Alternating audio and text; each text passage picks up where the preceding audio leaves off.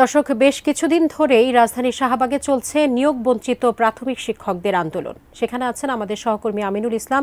এই মুহূর্তে সরাসরি যুক্ত হচ্ছি তার সঙ্গে। আমিনুল, আজকে এই মুহূর্তে কি অবস্থা দেখতে পাচ্ছেন সেখানে? তারা কি এখনো অবস্থানরত আছেন কিনা বা কোনো ধরনের কোনো অপ্রীতিকর ঘটনা ঘটেছে কিনা সেখানে আপনি সার্বিক বিষয় আমাদেরকে জানাবেন।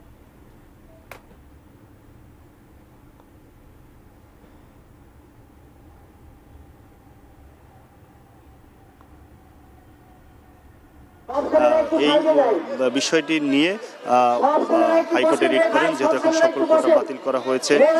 তার প্রেক্ষিতে এই নিয়োগটি বাতিল করা হয়, স্থগিত করা হয় এবং তারপর থেকেই এই যারা নিয়োগ বঞ্চিত হয়েছে তারা আন্দোলন শুরু করেন। প্রায় 65,000 এই যারা আবেদন করেছিলেন তারা এই আন্দোলনে অংশ নিয়েছেন এবং 10 দিন ধরে এই শাহবাগে তারা আন্দোলন করছেন। 21টি জেলার যারা এই পরীক্ষার্থী ছিলেন, অর্থাৎ যাদের নিয়োগের 21টি জেলার প্রাথমিক শিক্ষক হিসেবে যারা নিয়োগের জন্য সুপারিশপ্রাপ্ত হয়েছিলেন তারা এই আন্দোলনটি করছেন।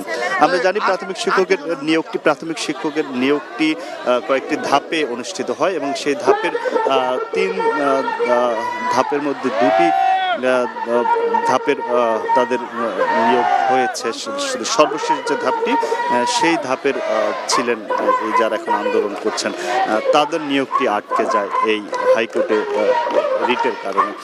হাইকোর্ট থেকে তারপরে এই নিয়োগটি যখন স্থগিত করা হয়, আজকে আমরা জানি হাইকোর্টে এই বিষয়টি নিয়ে শুনানি রয়েছে এবং আজকে সেখান থেকে একটি আইনি সিদ্ধান্ত আসবে এবং সেই আইনি সিদ্ধান্তর পরে এখানে যারা আন্দোলন করছেন তারা তাদের কর্মপন্থা ঠিক করবেন। শাইনি চুলে এখন হবে সব হেয়ারস্টাইল। সিল্কোর দ্বিগুণ শাইনি চুল প্রতিদিন। তাদের পক্ষে যদি রায়টি যায় তাহলে তারা এক ধরনের সিদ্ধান্ত নেবেন, যদি না যায় তাহলে তারা কি করবেন, এই আন্দোলন চলমান রাখবেন। সরকারকে তারা দৃষ্টি আকর্ষণ করার চেষ্টা করছেন, তাদের সেই দাবিটি যেন মানা হয়, সে প্রক্রিয়া করবে, সেই সিদ্ধান্তগুলো আসবেন। এই যারা এই শিক্ষক হিসেবে রয়েছেন তারা 10 দিন ধরে এইখানে এই আন্দোলনটি চালিয়ে যাচ্ছেন। সেই আন্দোলনটি আজকে তারা করছেন।